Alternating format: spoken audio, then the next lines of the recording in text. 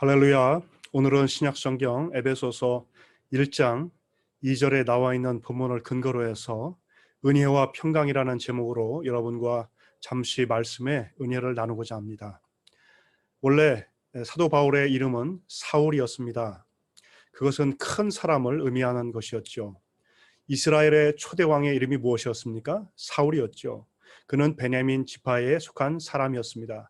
그래서 베냐민 지파에 속한 사람들은 자기들의 초대 왕이었던 사울을 배출한 것을 굉장히 그 지파의 명예로 이렇게 여길 정도로 그들에게 있어서 사울이라고 하는 것은 큰 사람, 큰 이름을 뜻하는 것이었습니다.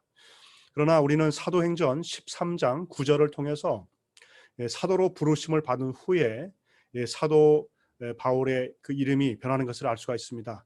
제1차 선교 여행을 바나바 그리고 생질 마거와 함께 구브로, 오늘날로 하면 사이프러스로 이제 가게 되죠. 그러면서 이제 사이프러스를 지나서 이제 오늘날의 안탈리아, 그러니까 터키 남부 지역으로 버가 지역으로 가게 되는데, 그 과정에서 이 선교 여행의 주도권과 리더십이 이 바나바에서 바울로 바뀌게 되는 것이죠.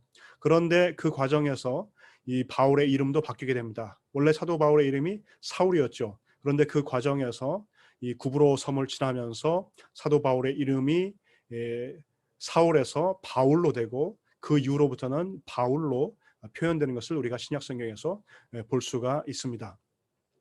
이 사울이라고 하는 것은 아까도 말씀드렸지만 큰 사람, 큰 자라고 하는 뜻이라고 한다면, 이 바울이라고 하는 것은 작은 자라는 뜻입니다.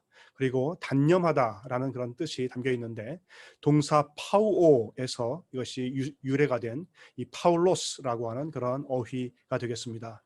즉 그는 스스로 큰 자임을 단념하고 이 작은 자로 그가 불리기를 원했던 것이죠.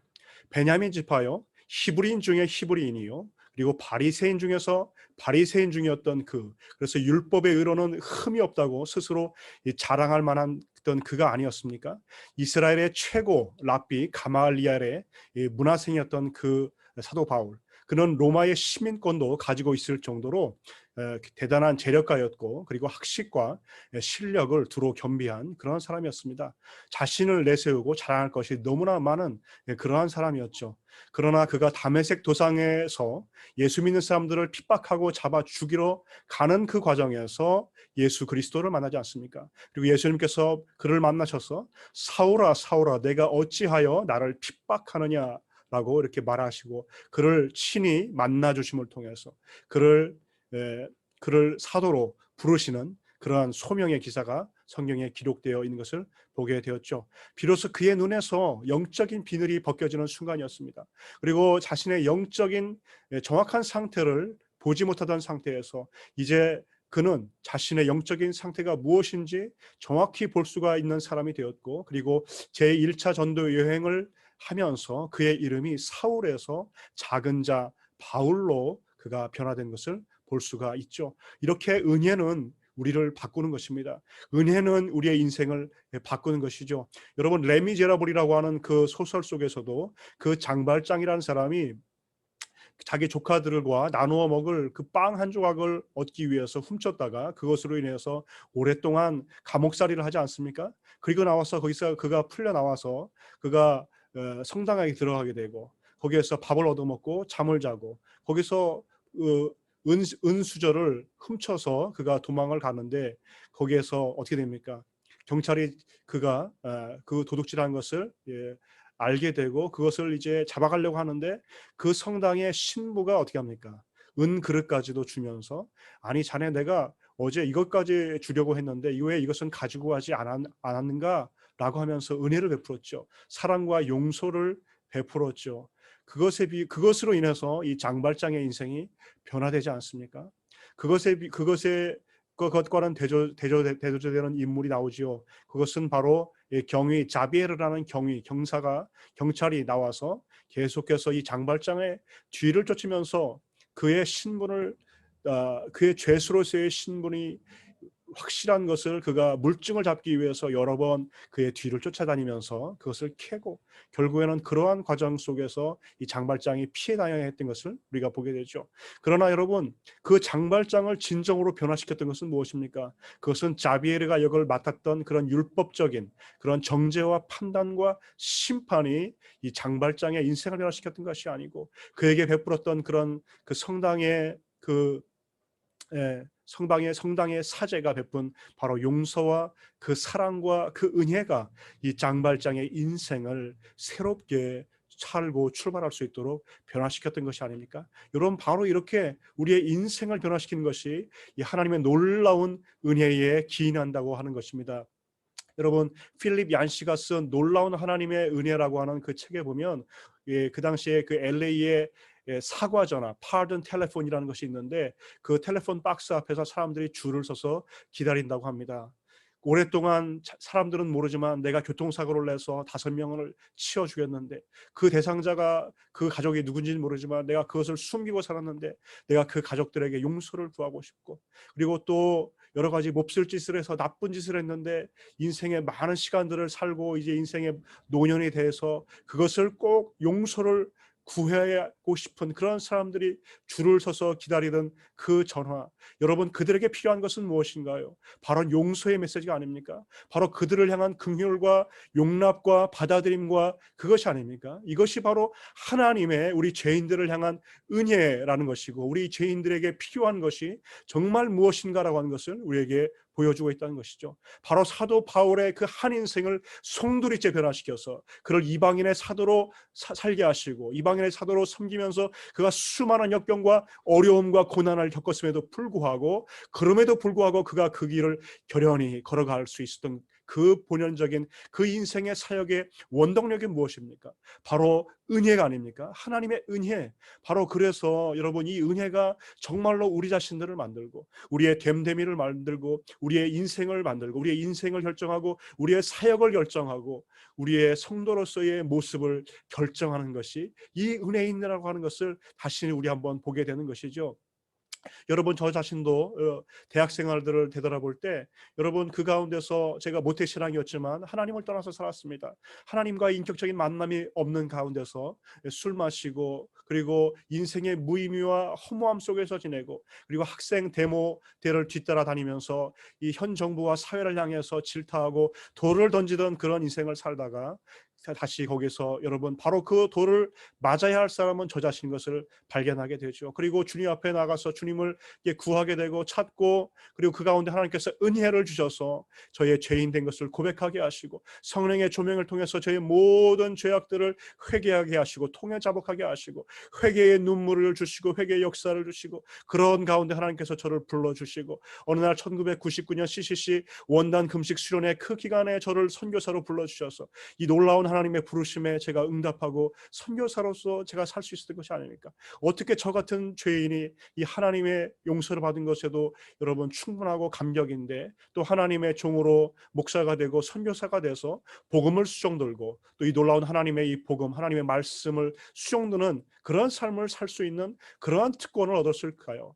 여러분, 그것은 바로 하나님의 은혜라는 것입니다. 그 은혜가 우리를 변화시켰고 그 은혜가 우리를 있게 했고 그 은혜가 오늘도 저와 여러분 속에 역사하셔서 여러분 우리를 빚어가고 계시다는 바로 그러한 사실들을 여러분 우리가 고백할 수밖에 없게 된 것이죠. 여러분, 지난 15년 동안 여러분의 기도와 후원을 받으면서 이 중동 지역에 특별히 시아 무슬림들에게 복음을 전할 수 있었던 것이 놀라운 하나님의 은혜였음을 고백합니다. 이들을 제자로 세우는 일에 저는 부족했지만 그러나 하나님께서 앞서서 일하신 이 하나님, 그 놀라운 하나님의 은혜를 제가 목격하면서 살았던 것을 여러분에게 증거하지 않았습니까?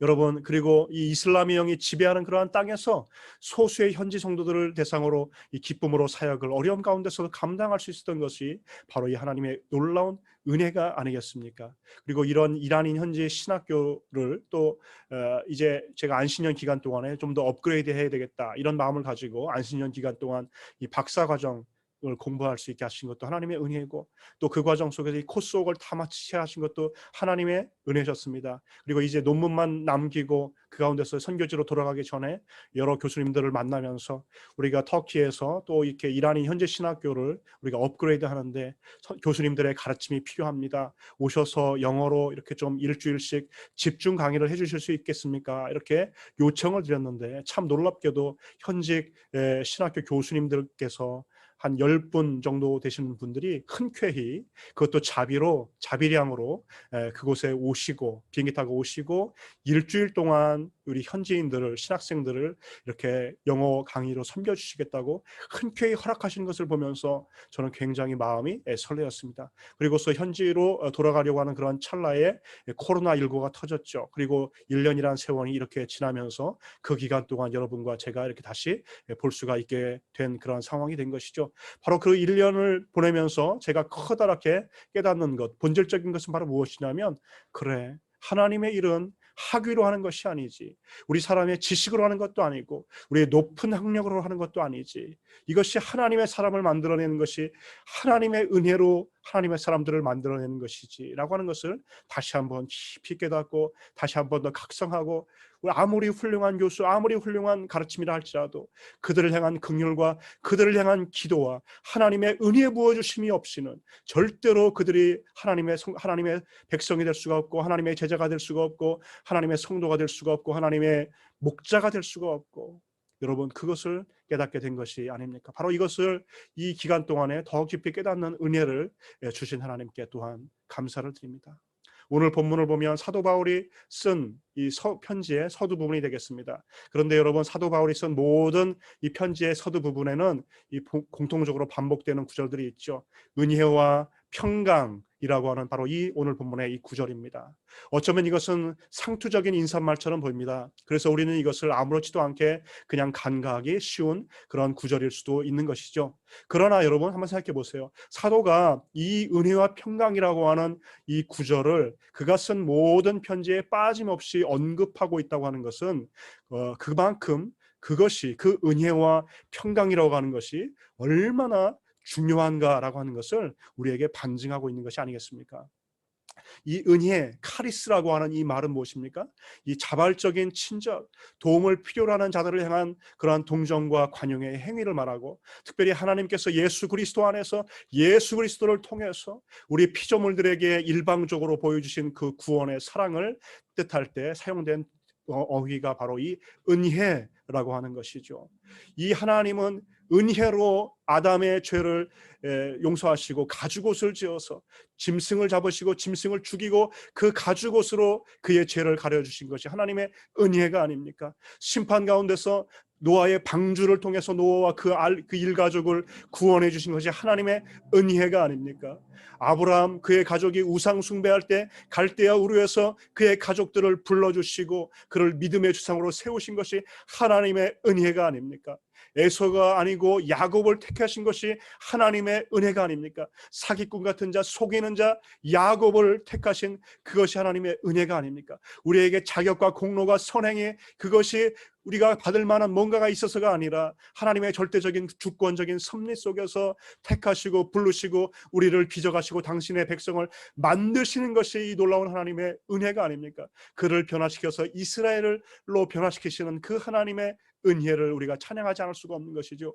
여러분, 이스라엘 백성들이 이집트 땅에서 그들이 노예 생활할 때 그들을 하나님께서 그들을 종살이에서 불러내시고 그들을 자유민이 되게 하셨습니다. 그들을 왜 하나님께서 특별히 많은 민족 가운데서 그들을 특별히 택하셨을까요? 그들이 잘나서가입니까? 그들이 정말로 하나님 앞에서 부름받을 만한 그러한 자격이 그들에게 있었겠습니까? 하나님께서 말씀하십니다. 너희는 오히려 수가 적은 연고니라. 너희 수가 적은 연고니라. 너희는 수도 적고 하나님께서 그들을 용납하실 만한 그러한 자격도 부족한 그러한 종족이고 그러한 민족이었지만 그 작은 민족을 하나님께서 긍휼로 은혜로 불러주시고 선택하셔서 그들을 하나님의 백성으로 백성으로 삼아 주셨다고 하는 것입니다. 따라서 이 선택에는 이유가 없고 바로 하나님의 은혜만이 그것의 이유가 된다고 하는 것을 말씀해 주시고, 그리고 그의 조상 아브라함에게 주신, 이삭과 야곱에게 주신 그 언약을 지키시기 위해서 하나님의 신실하심 때문에 이스라엘 백성을 택하셨다 말씀하고 있는 것이죠. 그래서 그들이 비록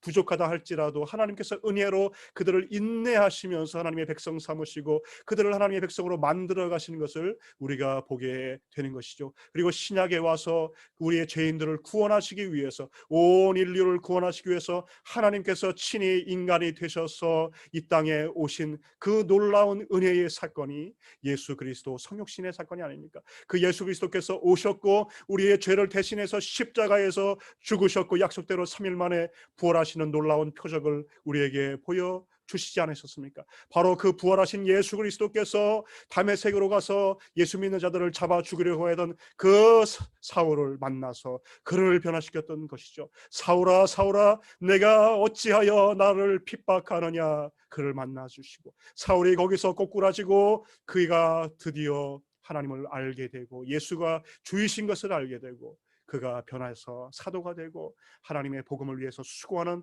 그러한 일꾼이 된 것이 아닙니까? 그래서 사도 바울이 이것이 고백이 아닙니까?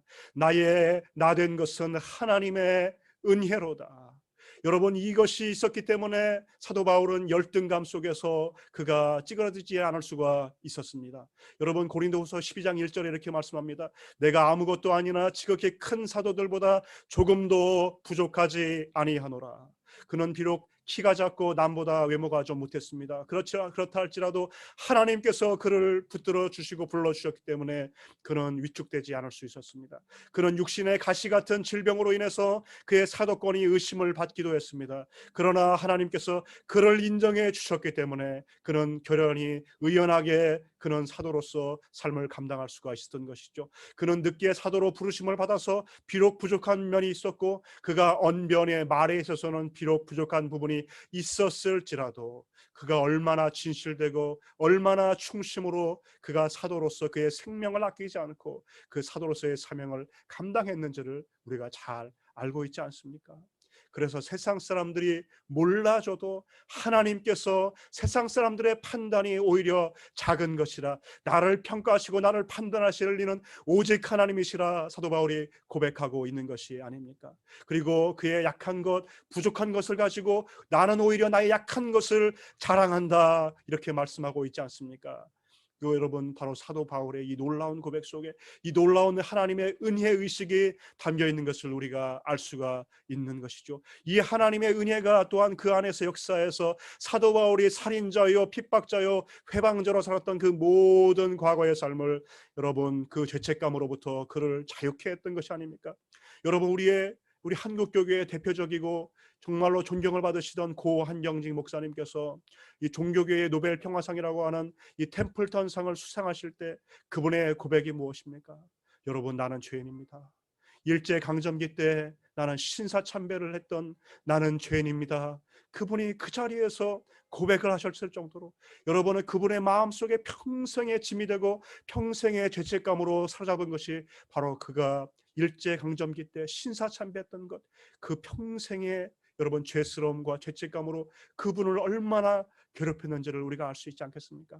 여러분, 그렇다고 한다면 사도 바울이 아무리 사도로서 열심히 사역을 한다고 해도 고린도 같은 교회에서는 그의 사도권을 인정하지 않고 오히려 네가 무슨 사도냐고 대들기까지도 했고, 여러분, 그의 눈병을 보고 육체의 가시를 보면서 여러분 갈라디아 교인들은 처음에는 눈을 빼어서 줄 것처럼 했지만 여러분 그의 사도권을 의심하기도 하는 일들이 여러분 거기서도 일어났던 것을 우리가 알 수가 있게 되지요.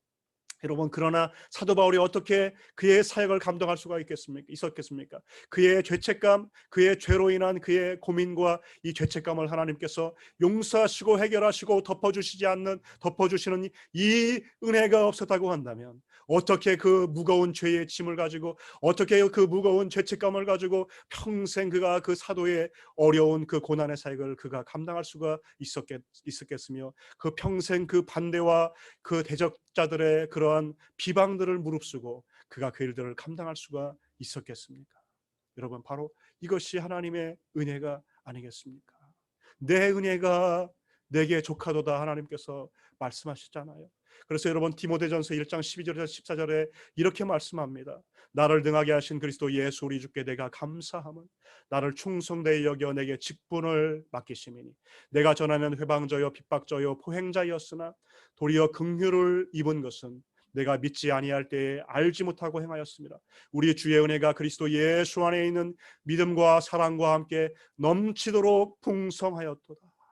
여러분 지금 사도 바울이 예수 그리스도의 풍성한 은혜에 잠겨서 그 은혜 의식 속에서 은혜의 사도가 되고 그의 사명을 감당할 수 있었다고 말하고 있습니다.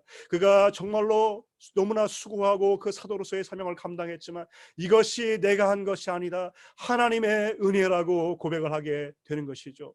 여러분 바로 이 은혜를 입은 사람의 특성에는 자기를 내세우지 않는 놀라운 특성이 있습니다. 오직 하나님께만 영광을 돌리는 이러한 삶을 살게 되는 것이죠.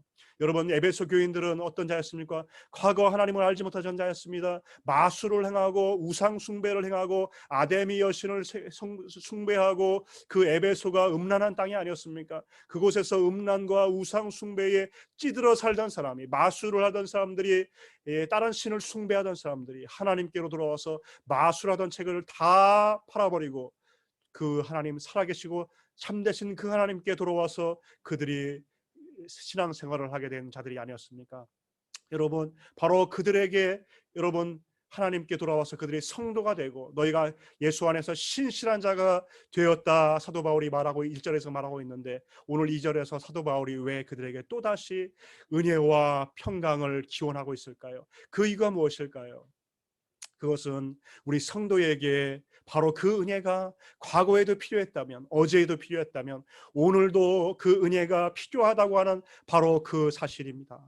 여러분 오늘 우리가 숨쉬고 있는 공기와 물과 빛과 이 햇빛을 한번 생각해 보십시오. 이 자연과 땅을 한번 생각해 보십시오. 여러분 우리는 아무런 값없이 우리는 공짜로 이러한 혜택을 받고 누리면서 살아갑니다. 그러나 어제 우리가 과거에 공급받은 이 물과 공기와 산소와 햇빛과 여러분 이 모든 것을 오늘 우리가 공급받지 못한다고 한다면 어떤 일이 벌어지겠습니까? 우리는 살 수가 없습니다. 이것처럼 우리는 인간적으로도 육체적으로도 일반 은총이라고 하는 하나님의 놀라운 은혜를 덧입어서야만 살 수 있는 그런 존재죠. 뿐만 아니라 우리는 영적으로도 우리는 하나님의 용서가 필요한 존재고 그 용서를 받은 그 이후에도 우리가 성도로서의 삶을 살아갈 때 성도답게 살 수 있기 위해서 우리는 바로 이 날마다 이 은혜를 덧입어서 살아가야 하는 존재라는 그런 것을 우리에게 가르쳐 주고 있는 것입니다. 여러분 어제에 내가 은혜 받은 것으로 오늘 살아갈 수가 있는 것이 아닙니다. 어제의 성령 충만함으로 오늘 성령 충만한 것이 아니듯이 과거에 내가 은혜를 받았고 은혜로 충만했다고 해서 오늘 내가 은혜 속에 있는 것이 아니죠. 오늘 내가 은혜에 잠겨 있는 것이 아니죠. 오늘은 내가 은혜의 사각지대에 있을 수도 있습니다. 오늘은 내가 은혜가 떨어져서 헉헉대는 그러한 인생을 살 수도 있는 것입니다. 어쩌면 우리의 영적인 상태가 메마른 땅, 고갈된 땅, 여러분 황무지와 같은 그런 상태, 영적 상태 속에 우리가 살 수도 있는 것이죠. 바로 이 은혜라고 하는 것은 어제도 과거에도 우리에게 필요했지만 바로 오늘도 필요하고 내일도 필요한 것이 바로 이 하나님의 놀라운 은혜라고 하는 것을 우리에게 말씀해 주고 있는 것입니다. 여러분 그래서 요한복음 1장 16절에서 성경은 뭐라고 말씀하고 있습니까?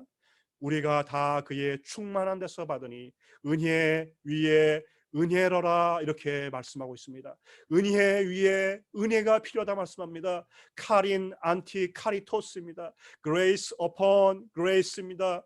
은혜가 우리에게 필요하고 그 은혜 다음에 또 다른 은혜가 우리에게 필요한데 하나님이 어떤 분인가? 이러한 은혜의 축복을 우리에게 계속해서 주시는 분이다. 은혜를 한 번만 주고 끝나시는 분이 아니라 또 다른 은혜를 주시고 내일 또 다른 은혜를 주시고 그 다음날 계속해서 은혜를 우리에게 주신다고 하는 바로 그러한 사실입니다. 마치 바닷가에서 파도가 한 번 몰아와서 치고 그치는 것이 아니고 또 다른 파도가 일어나서 몰려오고 또 그 다음에 또 다른 파도가 계속해서 일어나서 바닷가로 몰려오듯이 우리의 인생을 향해서 이 하나님의 은혜해 주심, 이 은혜의 공급하심이 계속적이라는 것을 우리에게 말씀해 주고 있는 것이죠. 여러분, 이 하나님의 축복, 이 하나님의 은혜의 축복은 다함이 없는 것입니다. 이 은혜의 축복은 마르지 않는 것입니다. 이 은혜의 축복은 끝이 없는 것입니다. 이 하나님의 축복을 받아 누리시는 저와 여러분이 되시기를 축복합니다. 우리 인생의 이 은혜의 축복을 계속적으로 받아 누릴 수 있도록 하나님께서 저와 여러분을 초대하시고 불러주신 것입니다. 사도 바울은 에베소 교회가 과거에 이 하나님의 은혜를 받은 존재인 것을 분명히 알고 있습니다. 그러면서 또한 동시에 그들에게 편지를 쓰면서 또다시 은혜와 평강을 기원하는 그 이유는 우리가 과거의 은혜를 살 수 없고 오늘의 성령 충만으로 오늘을 살고 오늘의 은혜로 우리가 이 하나님의 은혜를 받아서 하나님의 성도답게 살 수 있는 존재라고 하는 것을 우리에게 말씀해 주고 있다고 하는 바로 그러한 사실입니다. 여러분, 이 은혜를 받으십시오. 여러분, 오늘도 우리에게 충만히 주시는 이 하나님의 은혜를 구하셔서 이 놀라운 하나님의 축복을 받아 누리시는 저와 여러분 되기를 주님의 이름으로 축원합니다. 그리고 바울은 또 이 은혜라는 어휘 뒤에 평강이라는 말을 덧붙입니다. 이 평강, 헬라어로 에이레네라는 말은 구약의 히브리어 샬롬이라고 하는 말과 같은 어휘입니다. 샬롬과 에이레네라는 말은 소극적 의미로는 전쟁과 싸움과 다툼이 분열이 없는 그러한 상태를 말하지만 적극적 의미로는 모든 관계가 원만하고 온전해지고 화목하고 기쁘고 행복해진 그러한 상태를 말하는 것입니다. 하나님과의 관계에 있어서 샬롬, 인간들 사이에 있어서의 샬롬, 화평, 그리고 우리 인간과 피조 세계와의 깨어지지 않고 다시 이것이 화목한 관계, 이것을 샬롬 에이렌의 평강이라고 말하고 있는 것이죠. 물질적으로도 부족함이 없고 건강으로도 부족함이 없는 풍성한 이 만족스러운 상태, 이것이 바로 샬롬이고 평강이고 에이레네라고 하는 것입니다. 여러분, 예수 그리스도께서 우리의 평화 평강이 되십니다.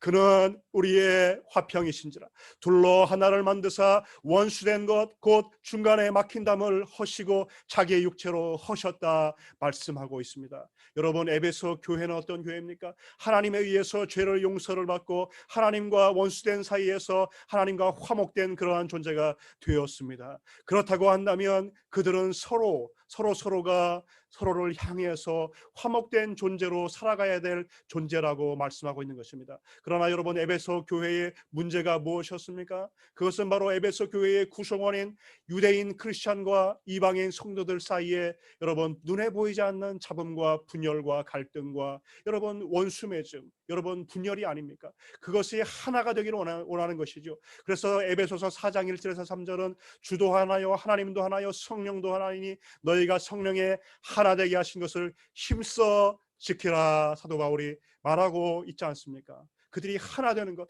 한 몸을 이루어주는 것, 예수 그리스도께서 그 벽을 허셨다, 하나 되게 하셨다, 우리 가운데 화평이 되셨다 라고 하는 것을 힘주어 말함을 통해서 그들이 평화롭게 화목되고 평강 속에서 서로가 서로를 받으며 하나님의 빛의 자녀로서 한 몸을 이루어서 하나의 교회로, 한 교회의 구성원으로, 한 교회의 지체로서 그들이 함께 사랑하고 화목한 존재로 살기를 원하는 것을 다시 한번 사도 바울이 그들을 향해서 기원하고 기도하고 축복해 주고 있다고 하는 바로 그러한 사실입니다. 여러분, 우리 인간은 어떤 존재입니까? 우리 인간은 하나님과 원수되었던 존재요, 하나님으로부터 멀어졌던 존재죠. 그런데 하나님께서 예수 그리스도의 피로 우리를 용납하시고 우리를 받아주셨습니다. 여러분, 우리 인간은 언제든지 서로가 싸우고 분열하고 다투고 분열하고 우리는 또한 원수가 될 수도 있는 그러한 존재들입니다. 그러나 여러분 어떻습니까?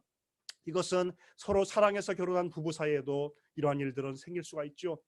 부부지간, 부모와 자녀지간, 그리고 친척지간, 형제지간, 그리고 이웃지간, 심지어는 교회 안에서도 이러한 갈등과 분열은 일어날 수 있습니다. 여러분, 그러나 이것이 어떻게 해결되고 어떻게 해서 이 갈등이 다시 풀어질 수가 있을까요?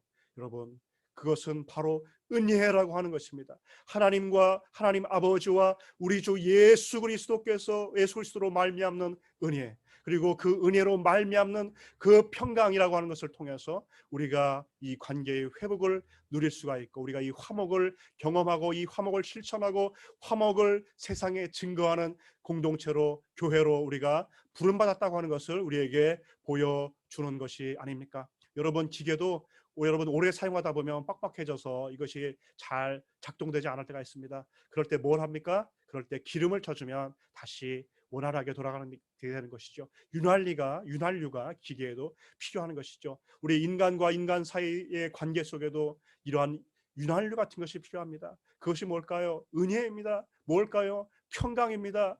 여러분, 바로 이 하나님의 은혜에 우리가 잠기고 우리가 이 하나님의 은혜를 받은 존재라고 하는 이 은혜 의식에 우리가 잠길 때, 이 은혜 속에 우리가 익사할 때, 여러분, 우리 상대방을 용납할 수 있는 그 넉넉한 마음이 우리 속에 생기는 것이죠.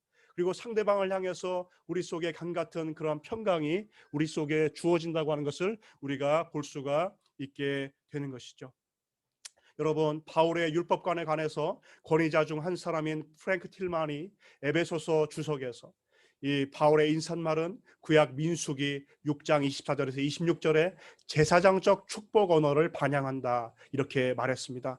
여러분, 민수기 6장 24절에서 26절은 하나님께서는 그 얼굴빛을 너희를 향하여 드사 은혜 주기를 원하며 평강 주시기를 원하노라 라고 하면서 이 제사장들이 일반 백성들을 그렇게 축복하라고 기도하라고 이렇게 말하고 있죠. 여러분, 이것처럼 유대인 제사장들이 백성들에게 제사장의 축복을 선언할 권위를 가졌던 것처럼 바울도 그리스도의 대사로서 독자들에게 하나님이 자기 백성에게 주시는 은혜와 평강을 축복으로 선언했던 것입니다. 여러분, 우리는 어떤 존재입니까? 바로 이 하나님의 은혜와 평강이 필요한 존재이며 이것을 또한 다른 사람들에게도 우리는 나눠주고 그것을 축복하고 선언해서 선포하고 그 복을 유통하는 그러한 존재인 줄로 믿습니다. 저와 여러분은 이미 예수 안에서 이 은혜를 덧입은 자이고 그리고 이미 이 평강을 누리게 된 자입니다. 이것은 우리의 변치 않는 신분이며 우리의 분명한 위치입니다. 그러나 동시에 우리는 우리의 삶 속에서 과거가 아니라 바로 오늘 이 하나님의 은혜와 평강을 누려야 할 그러한 존재들로 부름받은 존재라고 하는 것을 다시 한 번 더 기억하시면서 여러분, 오늘도 저와 여러분이 그 하나님을 향해서 주여 오늘도 은혜를 덧입혀 주시옵소서. 오늘도 하나님의 은혜가 필요한 인생입니다. 주의 은혜 없이 살 수 없습니다. 주여 우리를 붙잡아 주시고 우리를 당신의 은혜로 채워 주시옵소서. 기도하고 그 은혜를 구하시고 그 은혜를 힘입고 그 은혜를 충만히 받으시고 그 평강을 누리시고 사시는 저와 여러분들의 놀라운 축복된 삶이 되시기를 주의 이름으로 축원합니다. 기도하시겠습니다. 하나님 아버지, 감사합니다. 오늘도 내가 산 것이 하나님 내 힘으로 산 것이 아니라 오직 하나님의 은혜로 된 것을 하나님이 고백합니다. 나를 부르신 것도 하나님, 나를 세우신 것도 하나님, 나를 사역자로 감당케 하시는 것도 하나님이신 것을 믿습니다. 나의 평생, 우리의 평생에 우리를 지키시고 우리를 인도하셔서 하나님 아버지 이 길을 걷게 하신 것도 하나님의 놀라운 은혜이신 줄로 믿습니다. 하나님의 은혜가 메마른 하나님 이 시대 속에 당신께서 독생자 예수 그리스도를 보내주심으로 우리에게 놀라운 하나님의 은혜를 보여주시고 놀라운 하나님의 사랑을 증거해 주셨습니다. 하나님, 우리가 과거의 은혜로, 과거의 평강으로, 과거의 성령 충만으로 오늘을 살지 않게 도와주시고 오늘에 필요한 은혜, 은혜 위에 은혜, 은혜 위에 또 다른 은혜, 새로운 하나님의 은혜를 우리가 오늘도 하나님 간구하고 구하면서 이 하나님의 주시는 놀라운 축복을 오늘도 누리며 살아가는 하나님 우리 모든 성도님들 될 수 있도록 주여 붙잡아 주시옵소서. 우리가 은혜의 사각지대에 있지 않게 도와주시옵소서. 하나님, 교회에 나왔지만 하나님 아버지 우리의 영혼은 컬컬한 존재가 되지 않게 도와주시고 우리가 신앙생활한 연수는 오래되었지만 우리가 은혜가 하나님 떨어지고 우리가 은혜를 잃어버려서 하나님 심령이 컬컬한 자가 하나님 되지 않게 도와주시고 오늘도 하나님 앞에 나와서 이 은혜로 우리의 메마른 목을 추리며 이 은혜의 샘물과 은혜의 하나님 아버지 강물 속에 헤엄쳐서 놀라운 하나님 아버지 이 은혜 속에 살아가는 우리 모든 자가 될 수 있도록 주여 저희들을 축복하여 주시옵소서. 감사합니다. 예수님의 이름으로 기도합니다. 아멘. 감사합니다. 오늘도 놀라운 하나님의 은혜와 이 평강이 저와 여러분의 삶을 새롭게 하시고 충만하게 하시기를 축복합니다.